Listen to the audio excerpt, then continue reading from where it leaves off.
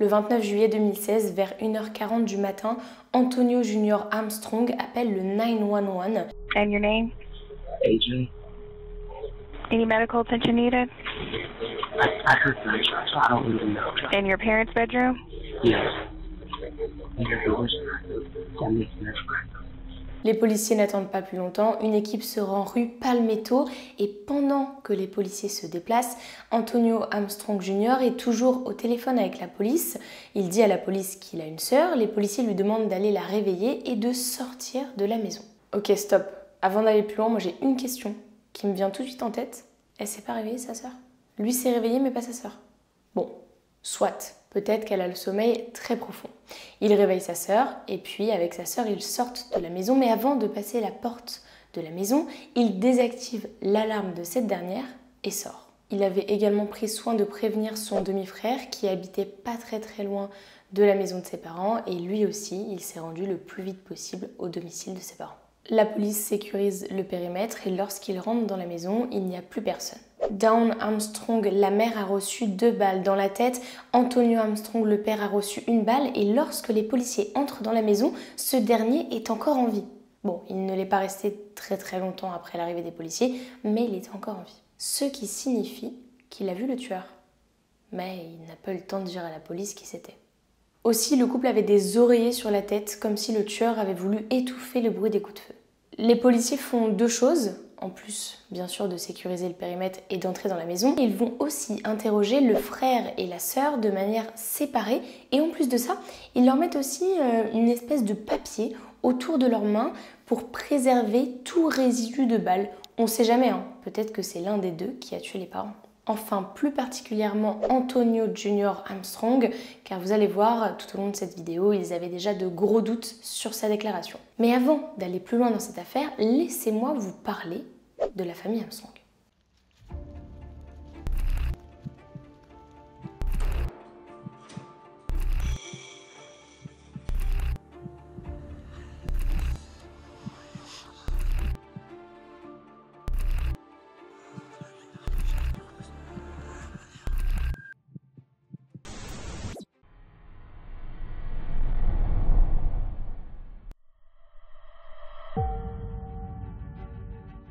Pour rencontrer la famille Armstrong, il faut se rendre dans le sud-ouest de Houston, au Texas, et plus précisément dans la rue Palmetto. Antonio Senior, le mari, ainsi que sa femme Dawn, ont eu 2 enfants ensemble, qui sont Antonio Junior, qu'on appellera tout au long de la vidéo AJ, et aussi une fille, Keira. Dawn avait déjà eu un fils d'une précédente relation qui s'appelle Josh. Et la raison pour laquelle cette histoire a fait beaucoup de bruit, c'est parce qu'Antonio Armstrong, le père, était nationalement connu. Et oui, c'était un joueur de football américain. Enfin, un ancien joueur de football américain. Antonio Armstrong est né le 15 octobre 1973 à Houston et il a fait toute sa vie à Houston et il est devenu nationalement connu lorsqu'il a commencé à jouer en tant que linebacker pour l'équipe de football américain. En fait, en 1995, il est entré dans la NFL, c'est la Ligue nationale de football américain. Après avoir été sélectionné au 6e tour de la draft de la NFL en 1995 par les 49ers de San Francisco. Pour ceux qui ne savent pas trop ce qu'est la draft de la NFL, en fait c'est un moment où chaque équipe a l'opportunité de sélectionner un joueur qui est issu d'une université, d'un lycée ou alors de l'étranger. C'est bien évidemment le point d'entrée principal pour la majorité des joueurs qui évoluent par la suite en NFL. Et c'est ainsi qu'Antonio Armstrong a été repéré et il a joué pour plusieurs équipes. Il a joué pour les Dolphins de Miami, les Rams de Saint-Louis l'année suivante, mais aussi pour les Lions de la Colombie-Britannique, donc ça c'était pour la Ligue canadienne de football en 1998, et en 2000, il a rejoint les Blue Bombers de Winnipeg. Il a même été nommé joueur défensif de l'année de Winnipeg et il a aussi été nommé joueur étoile de la division Est en 2000. Malheureusement, le 15 octobre 2000, une fracture à sa cheville gauche met fin à sa carrière et il prendra sa retraite en 2002. Mais il a su rebondir et il s'est converti en conférencier motivateur. Je suis sûre que vous ne connaissiez pas ça. Eh bien, c'est tout simplement ces personnes qui font des vidéos sur YouTube, par exemple, pour motiver des personnes à, je sais pas, aller faire du sport, travailler, gagner de l'argent. Hello everyone, Antonio Armstrong here and welcome to Strong Talk. Il appellera sa chaîne YouTube Strong Talk et à côté de ça, lui et sa femme ont ouvert aussi notamment une salle de sport qu'ils ont appelée First Class Training. Comme je vous l'ai dit, Antonio et Don ont eu 2 enfants, qui sont donc Antonio Jr. et Keira. Don avait déjà un autre fils qui s'appelle Josh et Antonio Senior a décidé de l'adopter. Tout a l'air de bien fonctionner dans cette famille, les enfants s'entendent bien, les parents font tout pour que leurs enfants réussissent, donc ils mettent vraiment tous les moyens pour qu'ils aient les meilleures études. Après, la seule chose qu'ils leur demandent, c'est « Ok, on vous aide, on fait tout pour, mais par contre, en retour, vous travaillez ». Concernant AJ, tout va bien pour lui. Il a une petite amie qui s'appelle Kate Ober. Par contre, pour l'école, avant ça allait, mais là, ça va plus trop. C'est plus quelque chose qu'il aime. Et ce qui est un peu embêtant, c'est qu'il est dans une école privée. Ses notes dégringolent. L'école décide tout simplement de le virer. Ce qui inquiète ses parents, c'est que ses notes ont commencé à diminuer, non pas parce qu'il n'avait plus du tout envie de travailler, enfin si, il avait plus envie de travailler, mais la raison derrière ça, c'est surtout parce qu'il a commencé à consommer de la drogue et il était vraiment focus sur ça. Forcément, ses parents s'inquiètent pour lui, mais j'ai l'impression que la communication n'est pas top non plus, donc juste il part de l'école, des fois il sèche les cours, et ce n'est pas le seul enfant avec lequel ils ont des petits problèmes, parce que le fils biologique de Dawn a aussi quelques petits problèmes mentaux, mais j'ai pas trouvé beaucoup de choses là-dessus. Je sais juste qu'il ne vivait plus chez sa mère et son père adoptif. Il avait un appartement qui était situé mais pas très loin de chez eux, donc il avait quand même l'habitude de voir souvent ses parents. Et concernant la plus jeune, Keira, qui a 12 ans au moment des faits, pour elle, tout va bien. Revenons à présent au 29 juillet 2016. Quand les policiers arrivent dans la maison, la première chose qu'ils remarquent, c'est qu'il n'y a pas de signe d'effraction. La porte n'a pas été forcée, les fenêtres n'ont pas été cassées. Donc leur première pensée est « Ok, le meurtrier était dans la maison ». En inspectant un petit peu toutes les pièces, ils remarquent que dans la cuisine, tous les tiroirs ont été ouverts. Ils découvrent aussi l'arme du crime, un pistolet, qui est posé là sur le plan de travail, mais ce n'est pas tout, puisqu'à côté de ce pistolet, il y a une note. Sur cette note, il est écrit « Je surveille depuis longtemps. Venez me chercher ». Les policiers se rendent très vite compte qu'il s'agit d'une mise en scène, donc la piste du meurtre-suicide doit être écartée. Et comme ils ne peuvent pas considérer cette piste du meurtre-suicide, ils se disent forcément le meurtrier était déjà dans la maison, ils ont quelques suspicions sur AJ, et lorsqu'ils l'interrogent, ils lui demandent notamment quelle était sa relation avec ses parents. It was a pretty good relationship. Okay, you get along with your mom, you get along with dad, no problems, no Me and dad were issues. like really close. And then me and my mom, like me, my brother, and my sister, like had our like little issues with my mom, but it was never anything like serious. Il explique aux policiers que la nuit du meurtre, tout le monde dormait. Tout le monde était dans sa chambre.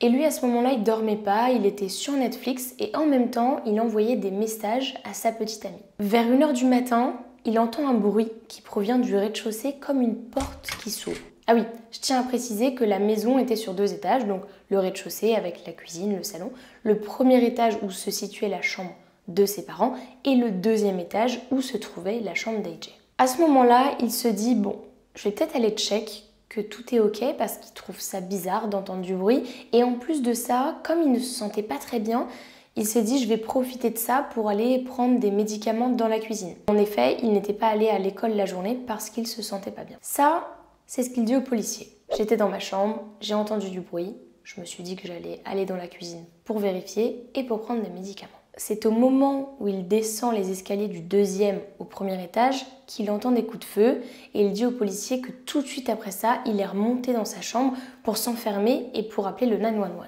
Il précise aussi qu'après les coups de feu, il a entendu quelqu'un sortir de la chambre de ses parents puis de la maison, mais que la personne n'a pas pu sortir par la porte d'entrée parce qu'il y avait un système d'alarme dans toute la maison. Si la personne en question était sortie par la porte d'entrée, le système d'alarme se serait déclenché. Cependant, il dit aux policiers que la personne a dû sortir par une fenêtre, puisque les fenêtres n'étaient pas reliées au système d'alarme de la maison. Ce que les policiers trouvent très étrange également, c'est qu'ils se disent que si le tueur avait voulu partir précipitamment de la maison, il n'aurait pas pris la peine d'écrire un mot dans la cuisine, puis de poser le mot, de poser l'arme et de partir. AJ dit aux policiers qu'il n'a jamais touché l'arme de sa vie, ce à quoi ils lui répondent « Ok, on te croit, on va quand même attendre les analyses balistiques, mais aussi les analyses de tes mains. Parce que rappelez-vous, quand les policiers sont arrivés, ils ont mis les mains de lui et de sa sœur dans du papier. Et ils lui expliquent à AJ. Ils lui disent, tu sais, s'il y a des résidus, on va le voir. Au final, AJ change sa version. Il leur dit, ouais, mais si je me lave les mains, est-ce que ça part ou... Et là, les policiers lui disent, non, non, ça reste 2-3 jours en général, donc on le verra. Et ils vont même un petit peu plus loin. Les enquêteurs lui disent, on a retrouvé, sous un tas de vêtements sales dans ta chambre, un trou dans le parquet. Et dans la chambre de tes parents, la chambre qui était située sous sa chambre à lui, on a retrouvé un trou au plafond, un trou de balle. Pourquoi ? Et là, AJ leur explique, oui, bon, effectivement, j'ai déjà utilisé l'arme, mais c'était quelques semaines auparavant. Je n'ai pas utilisé l'arme hier soir. Et en fait, c'est parce que je savais que mon père avait un pistolet. Un ami est venu à la maison, il m'a dit qu'il n'avait jamais entendu un coup de feu, qu'il ne savait pas quel bruit ça faisait. Et donc, je lui ai proposé de lui montrer. Et j'ai tiré dans le sol de ma chambre. Mais en faisant ça, il ne pensait pas que la balle aurait aussi un peu traversé le plafond. Enfin, le sol de sa chambre et le plafond de la chambre de ses parents. Quand les enquêteurs lui demandent « mais qui est cet ami ?», AJ répond « il n'est plus là, il est déjà parti ». Donc on ne connaîtra jamais le nom de cet ami et on n'aura jamais la confirmation de cette histoire. Une autre preuve que les policiers mettent en avant, et je vais vous faire écouter l'extrait tout de suite, c'était lors de l'appel au 911, AJ a dit Et la manière dont il justifie cette phrase, il dit aux policiers « En fait, j'ai dit ça parce que j'avais peur que ce soit à cause de moi, que j'ai fait quelque chose de mal, notamment avec la drogue, l'école, et que des gens aient voulu s'en prendre à mes parents. » Il dit aussi qu'il aurait peut-être certainement dû réveiller ses parents lorsqu'il a entendu la porte de la maison et que peut-être aussi c'est lui qui avait laissé la porte d'entrée ou une fenêtre de la maison ouverte et c'est comme ça que le tueur a pu rentrer chez eux. Suite à ça, les policiers ne trouvent pas trop grand chose à répondre. Par contre, ils lui donnent le constat. On sait que tes parents avaient une arme. On sait aussi que toi, tu savais où ils rangeaient leur arme, dans la table de nuit. On sait aussi que ta sœur le savait. Et donc, tout le monde sait que l'arme, le pistolet, était dans la chambre, dans la table de nuit.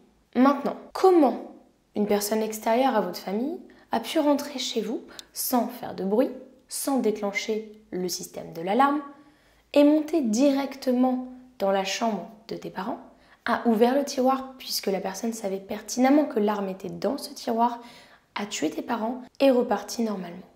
À ça, AJ répond cette phrase.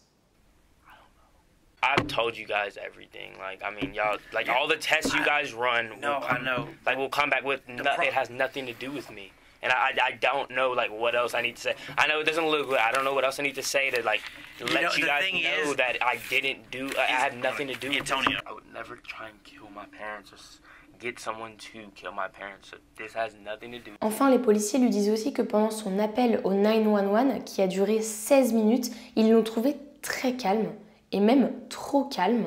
Certains ont même dit que c'était l'appel le plus calme qu'ils aient entendu de tous les appels 911. Alors qu'il venait d'entendre des coups de feu et que potentiellement, ses parents étaient déjà morts. Pour rappel, il y a une précédente vidéo qui avait été faite sur le meurtre de la famille Kramer, et quand la fille Angela Kramer a appelé le 911 en disant qu'elle avait entendu des coups de feu et que quelqu'un avait probablement tué ses parents ou d'autres membres de sa famille, elle était en panique. Et elle aussi, elle était cachée dans un placard. Les deux appels n'ont rien à voir. 911. I'm in my house. I'm shooting. AJ, Any medical attention needed? I heard gunshots, so I don't really know. Après, ça peut être aussi le tempérament d'une personne. Mais ce que les policiers trouvent étrange, c'est que dans l'appel au 911, il leur dit « J'ai entendu des coups de feu, je suis descendu pour voir ce qu'il se passait. Là, j'ai vu la porte de la chambre de mes parents entrouverte alors que d'habitude, elle ne l'est pas, et je suis immédiatement remonté dans ma chambre pour appeler le 911. » Pendant l'interrogatoire, il dit qu'il descendait les escaliers vers la chambre de ses parents et que c'est à ce moment-là qu'il a entendu les coups de feu, puis qu'il a vu une personne sortir de la chambre de ses parents et qu'il est remonté dans sa chambre pour appeler le 911. Petite incohérence tout de même, d'autant plus que les enquêteurs disent que le détail du fait qu'il ait vu l'homme aurait dû être la première chose qu'il aurait dû dire pendant l'appel du 911. Alors que ce détail, il l'a complètement omis. Les policiers en sont maintenant persuadés, c'est AJ qui a tué ses parents. Ils ont aussi vérifié son alibi comme quoi il parlait avec sa petite amie et ça a été confirmé. Cependant, il y a un temps de réponse beaucoup plus long au moment où il descend les escaliers. Mais ça ne prouve pas qu'il a tué ses parents, ça prouve juste qu'effectivement il a descendu les escaliers pour voir quelque chose. Dans cette histoire, ce qui choque les gens, c'est qu'AJ ne semble pas avoir de peine ni de sentiments. Il est assez froid, il est assez fermé. Du coup, il est potentiellement coupable. Pendant qu'AJ était en état d'arrestation, il y a des personnes cagoulées qui sont entrées par effraction dans la salle de sport de ses parents afin de voler des ordinateurs. Ça concorde un peu avec son discours qui disait qu'il avait vu une personne masquée sortir de la chambre de ses parents. Donc les policiers, ils se disent, bon bah peut-être que c'est lié. Mais ouais, sur ça, on n'a pas plus d'informations. Lorsque les résultats des analyses donc des mains de lui et de sa sœur arrivent, ils se rendent compte qu'il n'y a aucun résidu, que ce soit sur les mains d'AJ ou sur les mains de sa sœur. Aussi, il n'y a aucune empreinte qui ont été retrouvées sur le bloc-notes ou alors sur le stylo, ni même sur l'arme. Concernant des potentielles éclaboussures de sang qui auraient été provoquées suite donc, au coup de feu ou même après avoir appliqué l'oreiller sur les parents, enfin sur la bouche des parents d'AJ, il n'y a pas d'éclaboussures sur les vêtements d'AJ ou même sur les vêtements de sa sœur. AJ plaide non coupable et suite à ça, il est libéré sous caution en attendant son procès. Le 22 décembre 2016, il y a une amie du couple Armstrong qui a appelé la police pour leur révéler quelque chose d'assez étrange. Cette amie en question, c'est Maxine Adams. Elle est persuadée que son mari et Antonio faisaient partie d'un réseau de prostitution et que c'est la raison pour laquelle il a été tué. Et ce qui est assez dingue, c'est que ça, je vous en parle maintenant avant de vous parler du procès. Cependant, la défense a pris connaissance de cette information 18 mois après l'arrestation d'AJ. Suite à ça, la défense demande l'annulation du procès, enfin du moins le report, parce que cette preuve avait été dissimulée. On ne sait toujours pas aujourd'hui si cette affirmation était vraie ou fausse, mais quoi qu'il en soit, il s'agissait bel et bien d'une preuve, et le fait de la dissimuler à une des parties prenantes dans le procès, c'est pas quelque chose de très très juste. Le procès d'AJ commence en 2019 et l'accusation se base quasi uniquement sur le fait qu'on ne peut pas trafiquer les relevés de l'alarme. En effet, le relevé de l'alarme montre que personne n'est entré dans la maison le soir du 29 juillet 2016. L'accusation met aussi en avant le fait que les policiers ont retrouvé un trou dans le sol d'AJ qui était dissimulé sous des affaires sales en disant qu'ils voulaient tester l'arme avant de s'en servir contre ses parents. La défense, eux, mettent tout, entre guillemets, sur Josh, le fils biologique de Dawn.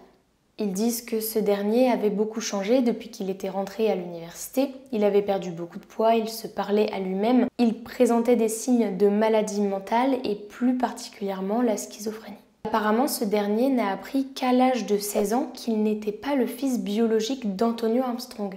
Avant, il l'ignorait. Ça l'a beaucoup affecté, même si après, en discutant, il s'en est remis et il a très bien compris les choses et il l'a après bien vécu. On sait aussi qu'il connaissait parfaitement le système d'alarme de la maison et qu'il savait comment le désactiver. Après, voilà, je vous ai dit qu'il avait un petit peu des problèmes mentaux. Il en a eu un petit peu plus après le décès de ses parents, mais ces problèmes-là se sont aggravés 6 mois après leur décès. Ce qui pousse l'accusation à dire que non, si ces problèmes mentaux sont apparus, c'est tout simplement parce que c'était le deuil. C'était pas le fait qu'il ait tué ses parents. À la fin du procès, c'est compliqué. Parce que sur les 12 jurys, il y en a 8 qui pensent qu'AJ a tué ses parents et il y en a 4 qui sont persuadés qu'il ne les a pas tués. Le problème, c'est qu'il n'y a pas de majorité.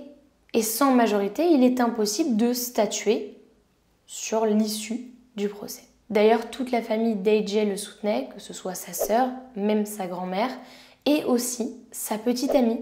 Oui, sa petite amie de l'époque, avec qui il s'est marié en 2022 et avec qui il a eu un fils nommé Hendrix. À l'automne 2022, un nouveau procès s'ouvre, la défense reste la même, cependant l'accusation a décidé de prendre un autre angle d'accusation. Ils utilisent la preuve des informations de son téléphone.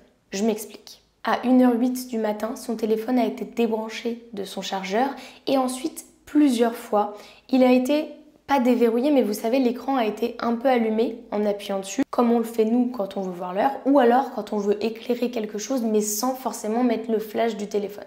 L'accusation dit donc que s'il a fait ça, c'est tout simplement pour pouvoir éclairer la chambre de ses parents sans réveiller ses parents et pour pouvoir les tuer tranquilles.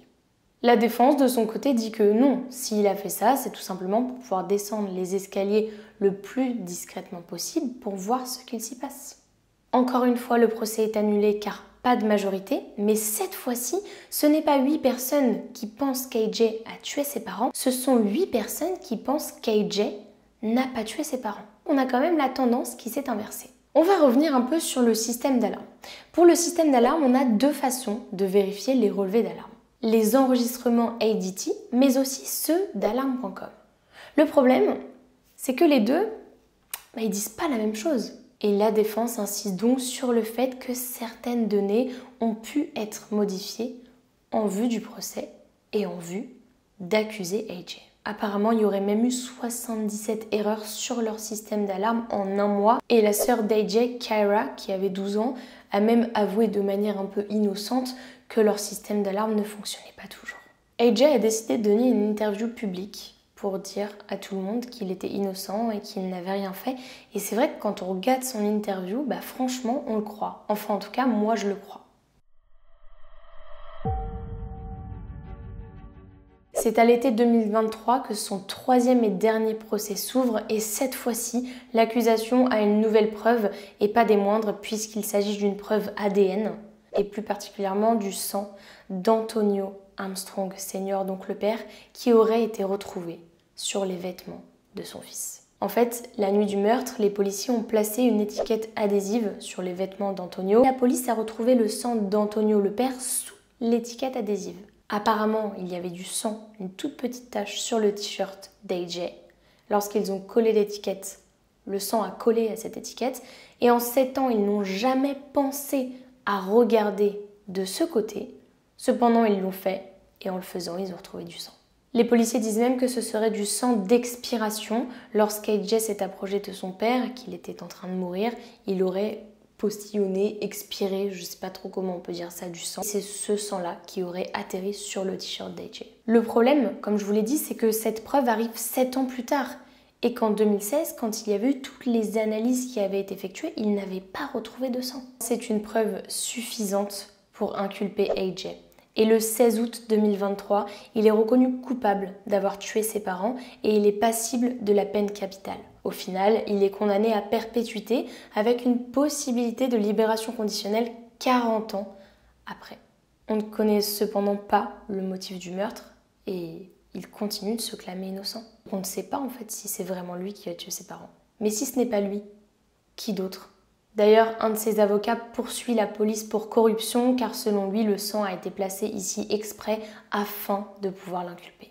Cet avocat n'est pas le seul à croire à son innocence puisque sa famille et notamment sa grand-mère croient dur comme fer que son petit-fils n'a rien fait. I would just like to say I know right now, without a shadow of a doubt, that AJ is not guilty.